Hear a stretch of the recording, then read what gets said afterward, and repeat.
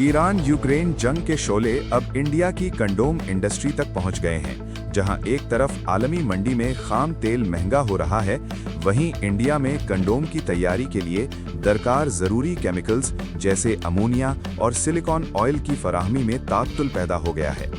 India की 80 अरब रुपए की इस सनत से वाबस्ता अफराद का कहना है कि खाम माल की कीमतों में 40 से 50% इजाफे की वजह से अब मार्केट में कंडोम की कीमतें बढ़ना नागुज़ीर हो गया है।